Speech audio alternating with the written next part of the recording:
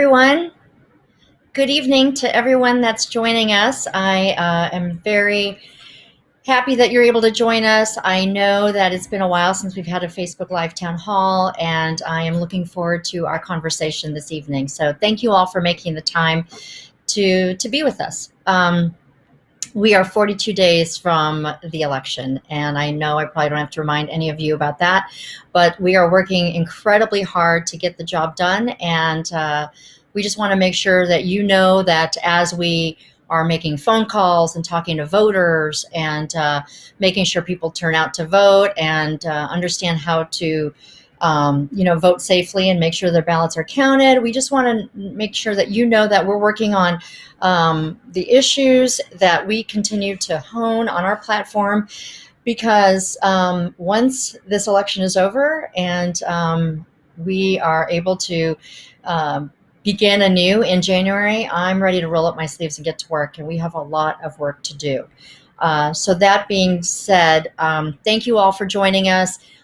We are doing this this town hall on corruption and cleaning up corruption in Washington. And I want to remind all of you that are joining us to please put any questions in the chat feature. I want to make sure that we get to everybody's questions. So please, as I'm talking, if you think of a question, please put it in that chat feature, and we are going to have our Q&A session a little bit further along. So again, I am Dr. Hero Tiperneni, and I'm so proud to be the Democratic candidate here in CD6 running against David Schweikert. We have an amazing chance to flip this seat. And one of the core issues that I have with Mr. Schweikert is, in addition to his egregious voting record, is his incredible lack of ethics. He has shown himself to be void of integrity, and he was recently found to have multiple, specifically 11 ethics violations by a 2+ year ethics investigation that was conducted by a bipartisan subcommittee. And this really brings to light this issue of ethics in our elected leaders. So it's something that I wanted to let you all know that we're tackling head on, and I look forward to sharing my plan with you and just talking about why this is so incredibly important. Look, as far as who I am, a little bit more about me. Background, I'm a physician. I come from the world of science and medicine, former ER physician, and so my work has always been about solving complex problems, working on teams, not working on a partisan basis, and really looking for a data-driven approach for implementable solutions that are going to make a positive impact in people's lives. That's what I've spent my entire life doing, first in the ER and then in cancer research advocacy. I'm also just somebody who believes in problem solving and without any partisan bias, right? It's about being able to take my skills that I honed as a physician and take them to DC and work on solving these complex problems that families all across our nation face. We're talking about healthcare, the climate crisis, tax reform, immigration policy. We have so many things that we should be working on. And what they require is really thoughtful, data-driven, bipartisan solutions. And we have to realize that someone like Schweikert, who is a part of the Freedom Caucus, has essentially been opposed to that sort of bipartisan problem-solving approach. By being in the Freedom Caucus, it has been the far-right extreme arm of the Republican Party, and that basically is, represents everything that goes against the idea of compromise, of finding common ground, and being able to work together in a nonpartisan manner.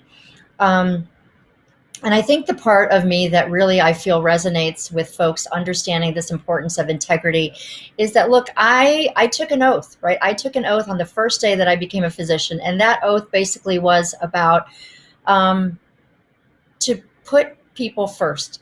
It's not just that idea of to do no harm. We hear about that all the time, but it's about putting people first and doing all we can to serve people and to do things in their best interests. And frankly, that's something that I know David Schweikert took a similar oath when he was sworn into Congress over 9 years ago. And unfortunately, he has shown that he has broken that oath time and time again. That is something that I think really cuts to the core of who I am, and unfortunately to the core of who he is. So let's talk a little bit about why we need an ethics plan. I know I touched on this briefly, but We clearly have people like David Schweikert, and I will grant you that he is not alone, but he is certainly a very serious case of corruption in DC. He really represents a lot of what I think most of us are fed up with in DC and in Congress, is folks who seem to be there more for their own self-serving interests than for working for the people that they were voted to serve. So we need to have some ethical reform. Mr. Schweikert was unanimously reprimanded on the floor of the U.S. House of Representatives. And I mean unanimously, every single member. So imagine, think about how deeply divided our government is right now. Well, Mr. Schweikert was able to bring together every single member of the U.S. House of Representatives in a unanimous reprimand on the floor of the House. And that just shows you the extent to which these ethics were considered to be, incredibly egregious. He was also fined $50,000, and clearly, we know that that's not enough for violating federal law. But it just goes to show you that this was taken seriously by the ethics subcommittee. Let's talk a little bit about these 11 ethics violations that he committed. Some of them are, really cut to the core of dishonesty. We're talking about lying. We're talking about improper, accounting on campaign finance forms. We're talking about misappropriating a, campaign finance loan and fudging numbers of that sort. We're talking about an abuse of power, basically relegating duties on his campaign staff, which are funded, or I'm sorry, his congressional staff, whose salaries are paid by our taxpayer money, and having them do all sorts of, relegated errands for him, whether it's regarding his dry cleaning or helping him get first class flights on airlines. Or having them babysit his child for free. Just all inappropriate behavior. He clearly misused his member allowance. He just violating campaign finance law. Now, think about this. This is somebody who was elected to represent us and help write the laws that we are expected to follow. And there he is, just breaking these laws left and right. And it is clear in this investigation that this is not something new, that he has been doing this for many, many years, unfortunately. So this is why we need ethics reform in Washington, not just for this one case, but certainly this is the case that has prompted me to develop an ethics reform plan. And so I'd like to share that with you this evening. Again, I'm going to remind all of you that as questions come up, please do put them in the chat box. Make sure that you're noting any questions you have. Looking forward to answering them during the Q&A. So let's talk a little bit about the ethics plan that I am putting forward. And, I want to touch on one other point about the violations that were found. It was clear that Mr. Schweikert lied. He lied to the investigators. That's clearly stated in the investigators' evaluation and analysis.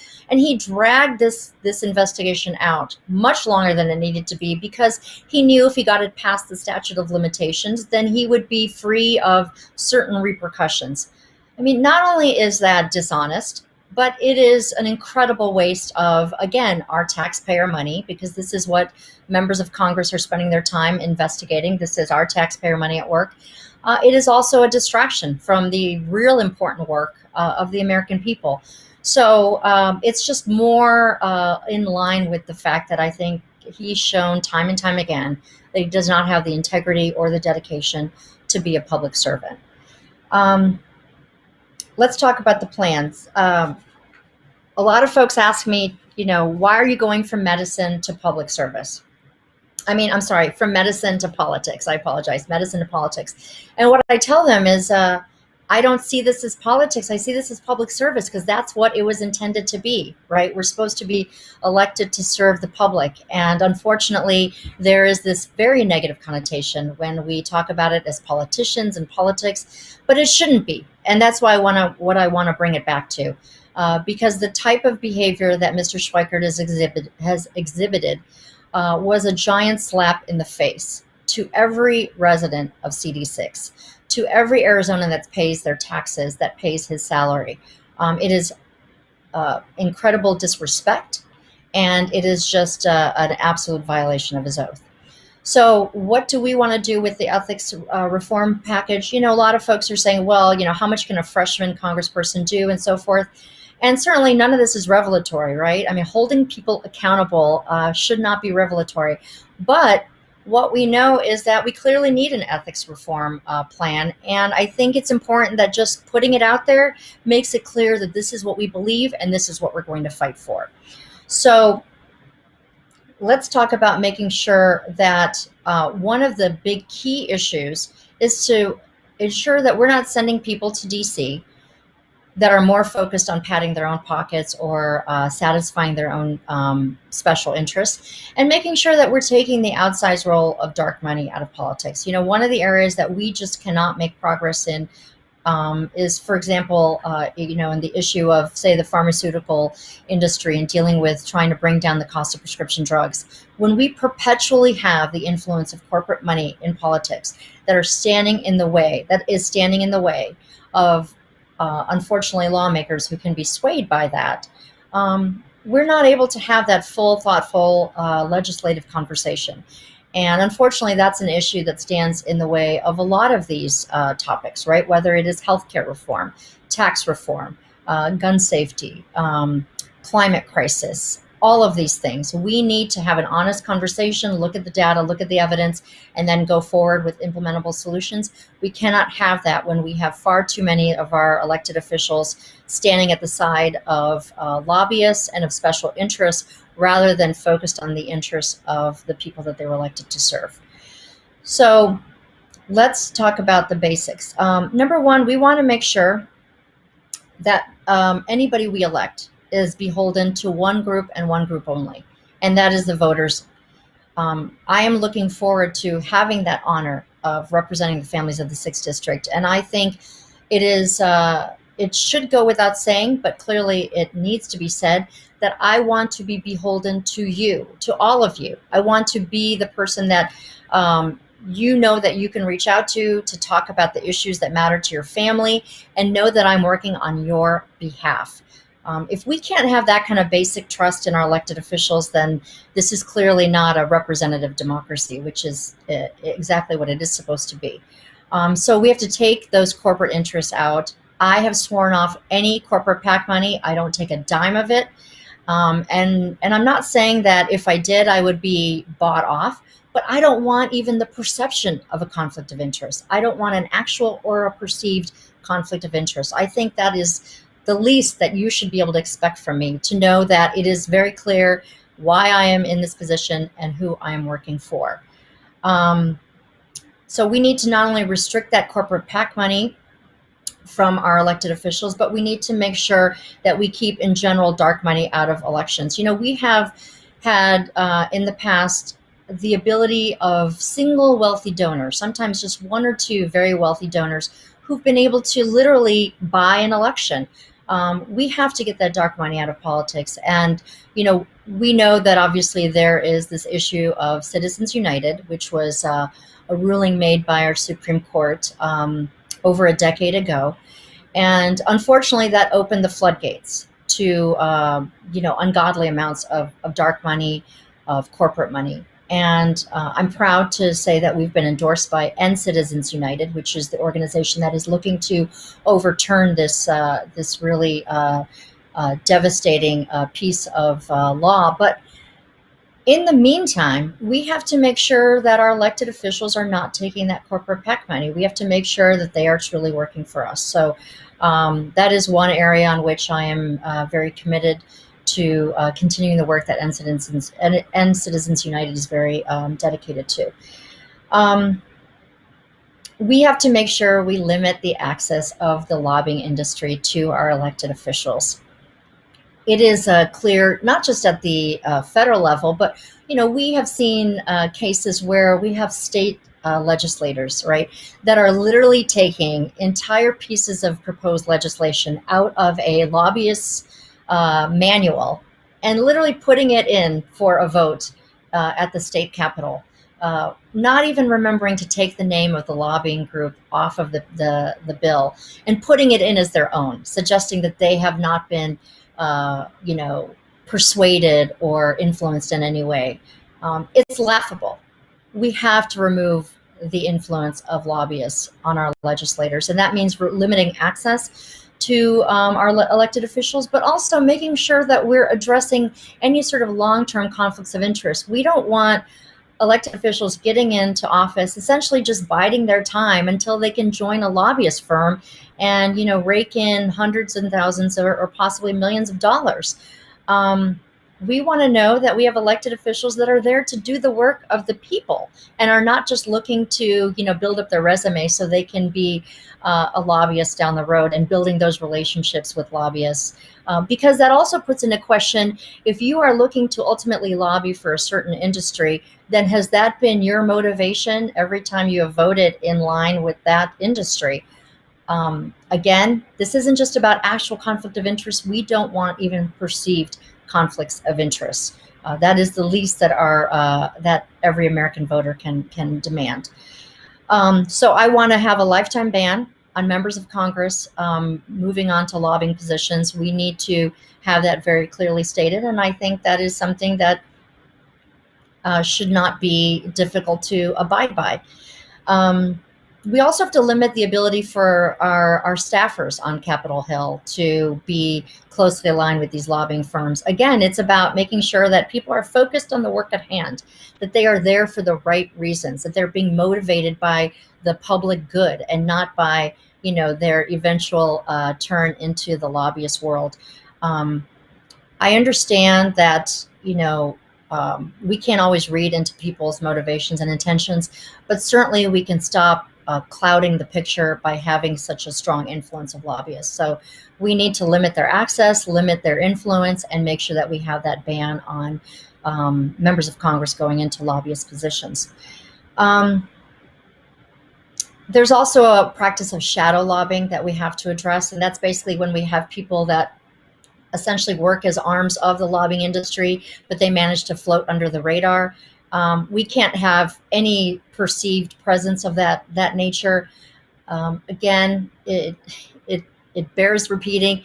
Our elected officials should be working for us. They should be working for the voters and not for lobbyists, not for special interests, and not for their corporate or dark money donors. So this is part two of what I expect that we need to do for this plan. So number one is about addressing the outsized role of corporate money and PACs in politics. Number two is about addressing the influence of the lobbying industry and eliminating the presence of lobbying influences in our elected officials' voting records. And the third part is that we have to really make sure that our elected officials are not personally profiting from these positions. And by that, I mean, we have heard of folks in elected office that have benefited from, say, insider trading information, right? We recently heard of senators that benefited from information given to them by or within the industry that have allowed them to make certain decisions of their stock holdings and allowed them to make incredible profits. We're talking about millions of dollars. We're talking about in a time where we are struck with this pandemic, where millions of Americans are unemployed, struggling to keep a roof over their head, put food on the table, and we have senators and other elected officials who are benefiting from insider knowledge, insider trading information, and other forms of benefiting personally. We had a Secretary of Health and Human Services, let's not forget, in this administration. I know there's been a lot of movement through those revolving doors of cabinet positions, but there was one at the very beginning, and he had a vested stake in a company that developed implants, surgical implants, orthopedic implants, and that directly influenced how he tweaked some of the legislation with the ACA and talked about reimbursement and so forth. Again, this is personal profiting. This is personal benefiting from that position of power. nobody should be doing that. And obviously, we see a lot of that from the top down right now. And we're fed up. I mean, we're to this breaking point, right, of dealing with this corruption that seems to be permeating every level of our government. Enough is enough. We deserve better, and I'm going to work to make sure that we get better. So I want to make sure that there are not people profiting, whether it's getting first class flights, other padding of their pockets, special perks, or any other benefit. So one of the things is I want to make sure that our elected members of Congress do not have are not invested in stock that are directly related to pieces of legislation that they are influencing.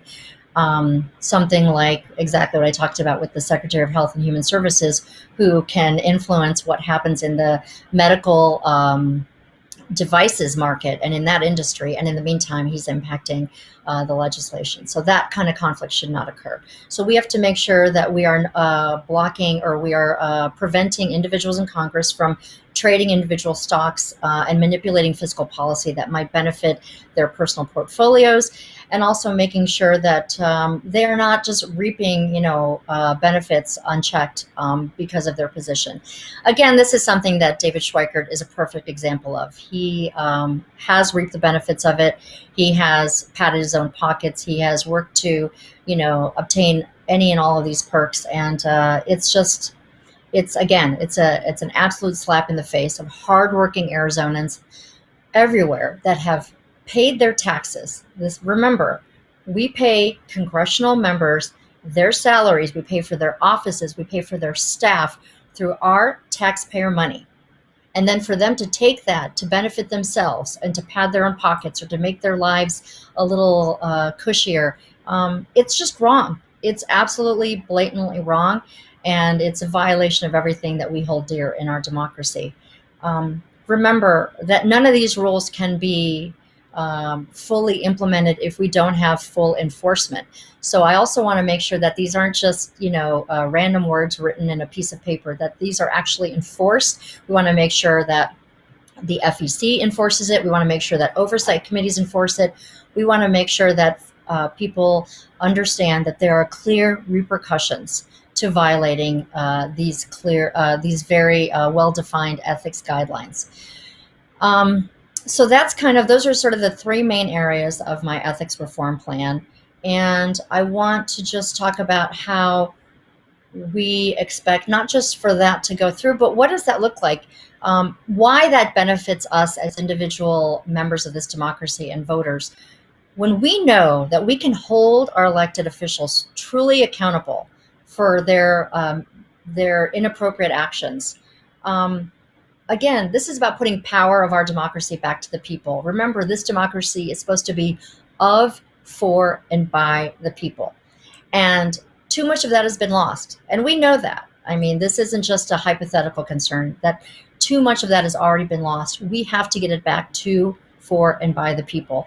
And that means knowing that we not only have standards by which we expect our elected officials to behave, but that we have clear repercussions and consequences to those who violate those guidelines.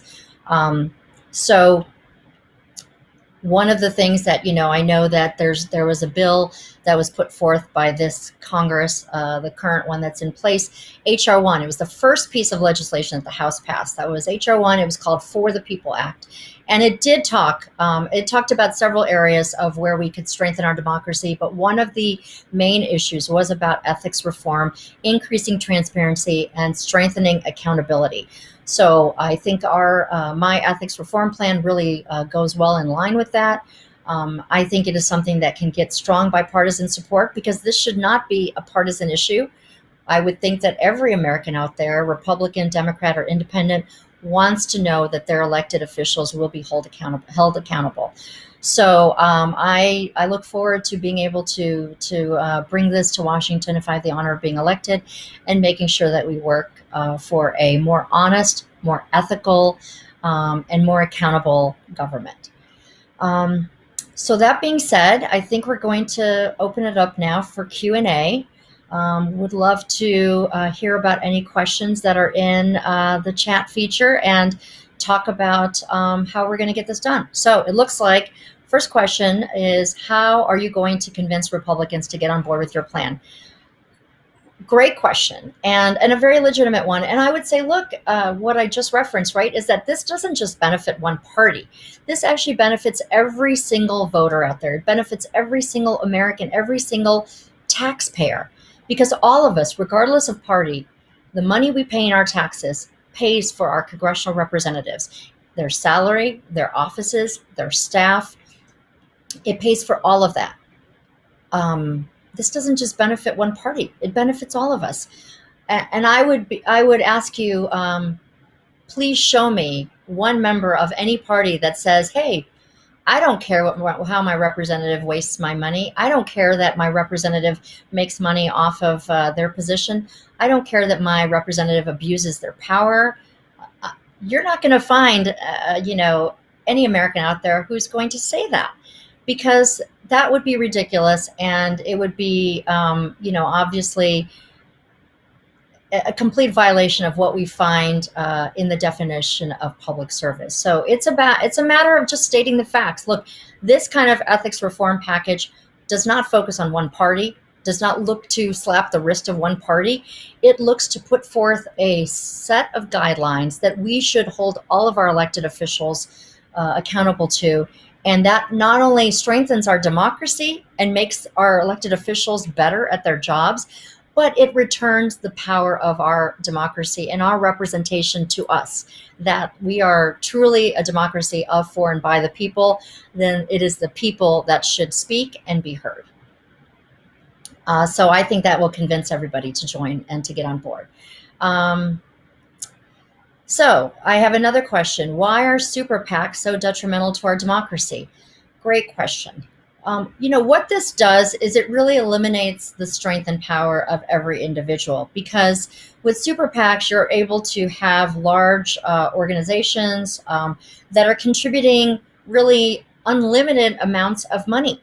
And so there's not that accountability. It can also be under the guise of the super PAC, so that we don't know those individual entities that are supporting.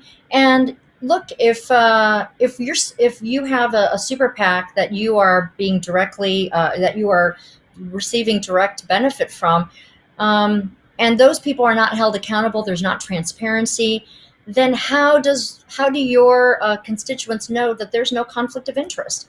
How do they know that you are truly working for them? How do they know that there's no ulterior motive, or that there's something else that that person is going to benefit from? Again, it's just about transparency. It's about knowing where donor money is coming from. It's about knowing who the groups are that are supporting our candidates and elected officials. And look, right now we have a system where you can literally go to the FEC website, right? You can see everyone that has contributed to, for example, my campaign. If I was accepting, support from these super PACs directly, you would not be able to know. You would not be able to know where individual donor, or who these individual donors were, how much of that money came from certain entities. And that's what I would say is dark money, right? Dark money means that they don't have to reveal themselves. They don't have to show that they have a vested stake in that district. They could be, serving their own interests that would completely oppose what the families of the 6th district want. And if I accept their support, then, what does that say about what my motivations are? So this is just about transparency, and it's about full accountability. And we want to know that folks who are contributing to candidates and to elected officials are not, looking to have something to hide, and that our elected officials are fully held accountable from, about who they are receiving this money and this support from. I don't think that is something exceptional that we're asking for our elected officials. So that, I think, hopefully answers that question. Why is a lifetime ban on lobbying for former members of Congress so important to your plan? Thank you for that question. It is absolutely integral to our plan. And, let me break it down again. So say I, someday aspire to working on some sort of healthcare lobbying firm. Well, there is no doubt that if I had the honor of being elected, that I would be persuaded, I would be influenced to vote in certain ways. And I'm not talking about some weakness of character. I'm talking about it's just cause and effect, right? If I want to eventually get this position down the road, it's like I'm building up my resume for that job. And how am I going to build up my resume? Well, I'm going to vote in alignment with their goals, their initiatives, their long-term, intentions.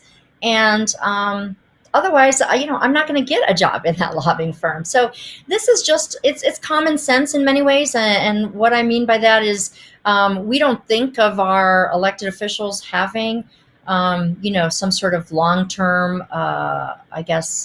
outside of government plan. I am certainly somebody who comes not from the world of politics, so I'm not looking to build up this long-term political resume. But I guess what I'm saying is there is a clear pathway. There are countless members of Congress, countless members of the Senate, countless elected officials that have gone on to very successful, very lucrative careers in lobbying. And that is not a difficult, connect the dots kind of, puzzle. It's very clear when you look at the way they voted, the issues that they have promoted. It has very clearly led them to those positions. We cannot have the influence of those outside lobbying groups on our elected officials. And let's, for example, just take the fossil fuel industry. Okay, they have lobbyists obviously all over Capitol Hill. We live here in Arizona. We have over 320 days of sunshine a year. Why are we not leading this nation in the creation of solar power? Why are we not leading this nation in just a strong, robust, renewable energy economy? I'll tell you why. Because we have the influence of special interests, specifically of lobbying firms, that are keeping us from fully realizing that potential. Think about if we were fully to invest in a renewable energy economy. Think about not only this benefit that it would have on our climate crisis and our environmental concerns, but the thousands of jobs that we could create. Think about the fact that we could invest in infrastructure projects that not only would create thousands of jobs, but would absolutely modernize many of our communities, increase access within so many of our rural communities. We would have so many of these inequities that we currently experience throughout our state addressed. And it would also benefit our environment. It would also benefit our economy. It would be a huge stream of revenue. And it would also address this issue of, a lot of our health inequities that are impacted by the climate crisis. So what's stopping us from doing this? Well, when we have people like Mr. Schweikert, who continues to take money from those special interests who do not want us to fully pursue a renewable energy economy. Well, it's pretty clear why he votes the way he does, why he continuously, for the longest time, called the climate crisis and climate science folklore. Why there are companies that invested huge amounts, we're talking millions of dollars, into opposing legislation that came up on our ballot last cycle for enhancing our solar power industry. This is what lobbyists do. They're doing their job. They're supposed to lobby. They're supposed to fight for what they want. But it's our job to make sure we elect officials to represent us that are not unduly influenced by those lobbyists. So making sure that they are not just paving a path for that ultimate career as a lobbyist and in those firms, I think it doesn't take a rocket scientist, right, to understand why we need to eliminate that connection. So that's why it's so important that in any effective ethics reform plan that we eliminate and that we clearly restrict our elected officials from pursuing lobbying positions after they leave Congress, because otherwise we cannot be fully protected from their undue influence. And again, they won't be working for us, which is exactly what they were hired to do. They were hired to work for us. So please continue to put in your questions in the chat feature. The next question, it appears, is why is it so important to overturn Citizens United, and how would you go about doing it? So it's incredibly important that we overturn Citizens United because when the Supreme Court, ruled in favor of Citizens United, and again, this was over a decade ago, um, it really changed the way our campaigns are funded and how our elected officials and candidates can receive donations and contributions. It essentially opened these floodgates of ungodly amounts of outside money, of dark money, of dirty money, of corporate money. And it really gets back to the core. Look, if we want our democracy, right? And I know, I mean, some people are going to say um, this sounds Pollyanna-ish or something, but it's not. It's not too much for us to say this is a democracy that was built of, for, and by the people. That means your vote should count as much as anybody else's vote. That means when you give, your support to a candidate, that support should count as much as anybody else's support to that candidate. That means that nobody should have, an overarching influence on a candidate or an elected official. But when you have super PACs, when you have large amounts of corporate money, you have dark money, which means donors that are not identified. We have donors that don't have to be held accountable for where they're sending their money. We have, just unconscionable amounts of money that are essentially buying individual elections. That completely removes the power of each individual vote. As I mentioned, and I wish I could remember the exact attorney general race this was, but there have been large enough contributions from individual donors that essentially could buy an entire statewide race, or certainly a legislative race within a state. Imagine that. Think of what that does. That completely obliterates the value of each individual voter. When you go out there and you vote because you believe in our democracy, and we encourage you to vote, right? That's what you hear every single day. Please make sure you vote. We need turnout. We want your voice to be heard. But how much would your voice be heard if we have these, huge, unaccountable amounts of money that are coming into these elections that essentially obliterate your vote because they are unduly influencing? We have to make sure that the power of each individual vote, every individual supporter, is preserved, is maintained, and is respected. Because at the end of the day, I understand the frustration when people say, what does it matter if I vote? I understand where that comes from, and I don't want anyone to have that doubt.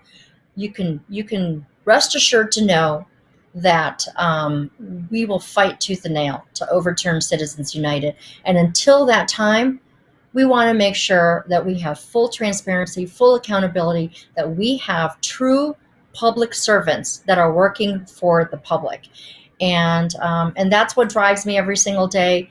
And look, I'll take it back to my background, right? I went into medicine because as a child, when I fell ill, I was 9 years old, and I was diagnosed with typhoid fever. I'd come back from India, and I developed a very high fever. I became very ill, and my parents took me to the hospital, and I ended up being hospitalized for over 2 weeks. And during that 2 weeks, and imagine this is in the eyes of a 9-year-old child, what I saw was incredible fear and worry in my parents' faces.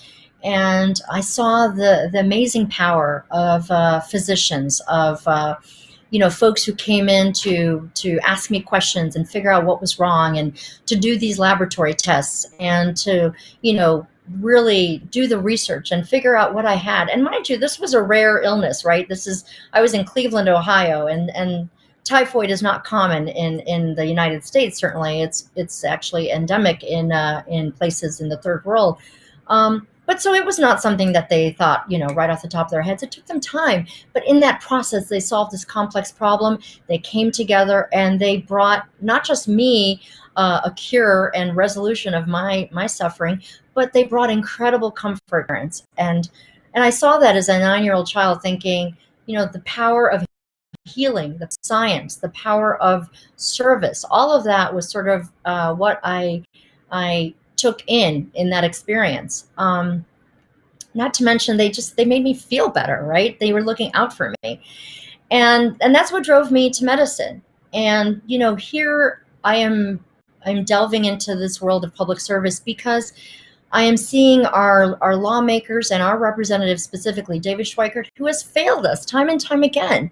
He has abused his position. He has an ability, think about it, he has a privilege. He has this responsibility to represent close to 1 million people. And he has amazing power to speak and vote in a way that influences positive legislation that can benefit our families, that can secure our health care, that can make sure that our families can stay healthy, that we can afford health insurance, that we can have lower prescription drugs, that our parents and our grandparents can retire with dignity, that each of our children can get an amazing education. And yet he takes that power and he pitters it away. He literally just tosses that aside to benefit himself, to benefit his largest donors, his corporate buddies, his lobbyists.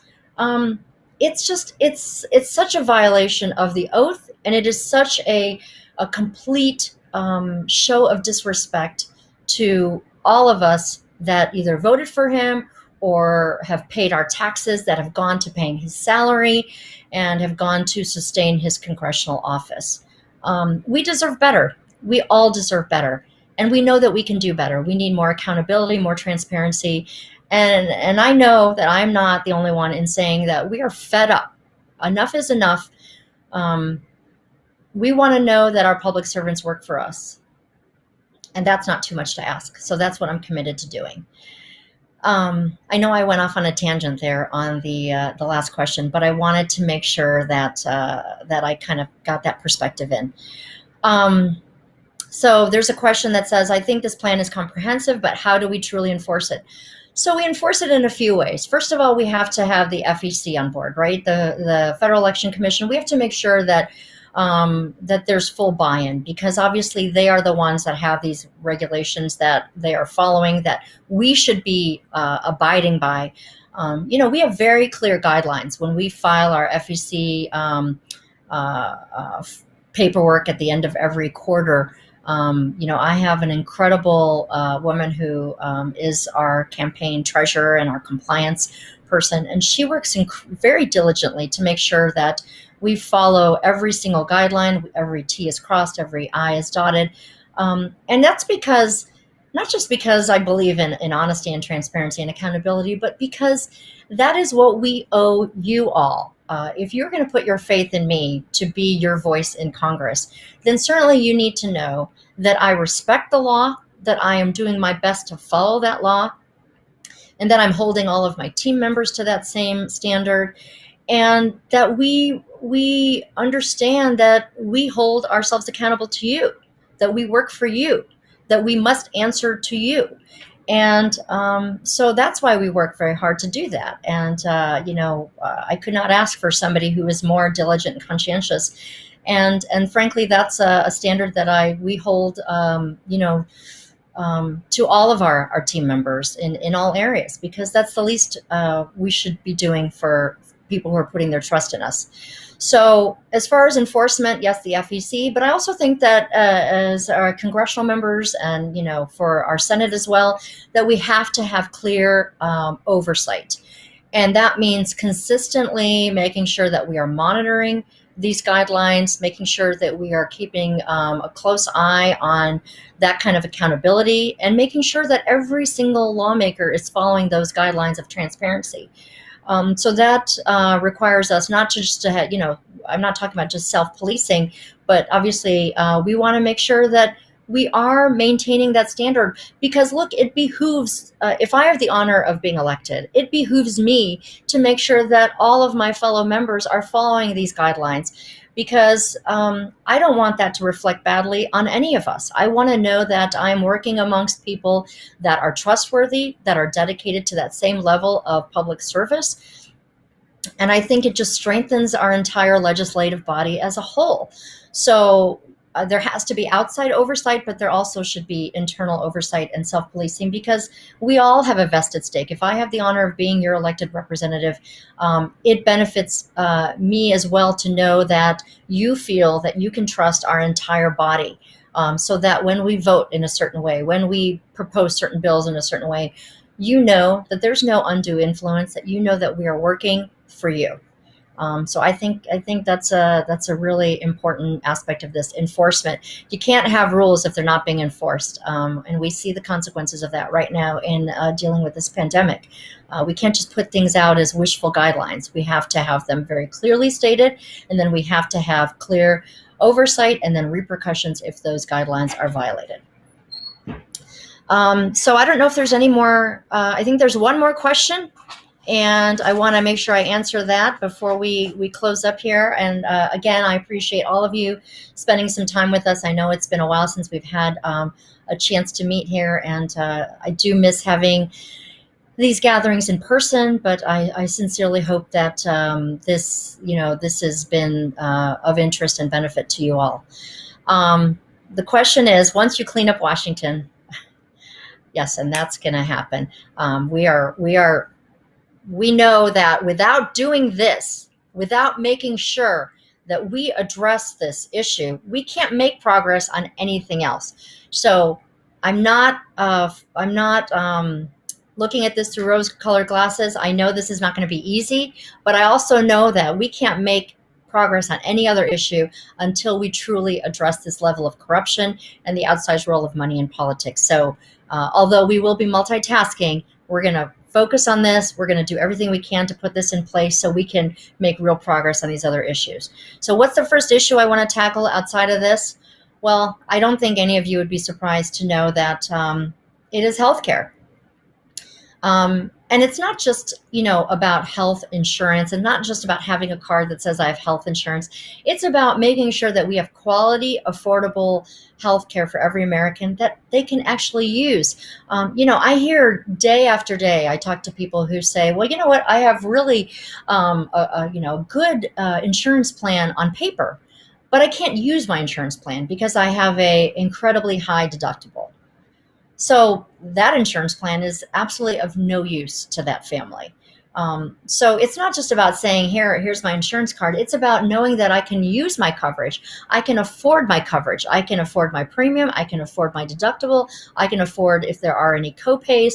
I can afford my prescription drugs. We need to ensure that for every one of our fellow Americans. And so this is not just about health insurance reform. It's also about making sure we protect the parts of the ACA that right now that we know that are working. Let's not forget that right now, and since the day this administration took over, the ACA has been under perpetual attack. Every single day there have been attempts to erode, to dismantle, to eliminate protections, and to sabotage this ACA. The Affordable Care Act brought us incredible protections. Number one, protecting pre-existing conditions. Think about the fact that we have 2.8 million Arizonans who have pre-existing conditions. Almost one out of every two Americans, almost half of our population, has a pre-existing condition. Imagine going back to that place where insurance companies could charge you astronomically higher premiums if you have diabetes, if you have COPD, if you have heart disease, if you've had a child, because yes, having had a pregnancy and being a woman is considered a pre-existing condition. Imagine being penalized if you are older. Imagine being penalized because you have now tested positive for the coronavirus. So that is almost 7 million of our fellow Americans that would now have a new pre-existing condition. All of this is on the ballot, and this is what I'm fighting for, to make sure that we have comprehensive health care reform so that every family out there can believe that we're committed to the health and well-being of you, your family, your community, and making sure you can get and receive and pay for the access to the health care that you need. It's about making sure that there are no annual or lifetime caps on benefits, making sure that there are no junk plans out there, and making sure that, and this is something I think particularly young people will appreciate, that our young people can stay, kids can stay on their parents' plans till they're 26. This, I think, is a huge alleviation of a financial burden for young people coming out of school or, just getting their first jobs and so forth. And then on top of that, making sure that we really fill in that gap of the under and uninsured. So just as a side note, I want you all to realize that on November 10th, going in front of our Supreme Court, is the case right now that this administration and the attorneys general have brought up to the Supreme Court regarding the ACA. This is about fully repealing the ACA. This is about basically obliterating what is left, and that means repealing not just removing 23 million Americans off of their health insurance. Think about that. 23 million Americans would lose their health care coverage that they get through the ACA. But we would also remove protections for pre-existing conditions. That is almost half of our American population that would then not be able to afford insurance, or they would be absolutely uninsurable. This is what's coming up on November 10th. This case is being heard in front of the Supreme Court. So realize that health care is on the ballot. It remains one of the top issues in this district. It is something that I am absolutely committed to making sure we reform and get to that goal of quality, affordable health care for every American. And I'm not being hyperbolic here when I say that the health, the well-being of every single American is on the ballot on November 3rd. So please just realize that. And I know I've gone off on a little bit of a tangent, but that is an issue that I don't think is just near and dear to my heart. It is near and dear to every family in this district, in this state, and in this country. So I am committed to working on that. So I want to just, I know our time is coming to a close. I appreciate everybody's participation. Thank you for watching. Thank you for asking the questions. Thank you for engaging.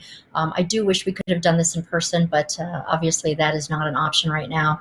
I do hope everybody is staying safe and healthy out there. Before my closing statement, I just want to reiterate to everyone, please continue to follow all the public health guidelines. Please make sure you're practicing social distancing, making sure you're wearing a mask when you're out in public or among others. Stay home if you feel ill. Make sure that you wash your hands frequently, and continue to look out for each other, because although the numbers here in Arizona are much better, we are not out of this pandemic. It is still very much here. And we have to do our part to make sure that we can all find ourselves out safely of this public health crisis and the ensuing economic crisis. But we are not there, and until we are, we're relying on all of you to do your part. We will all do our part, and we will get through this together. So that's just my little PSA on that.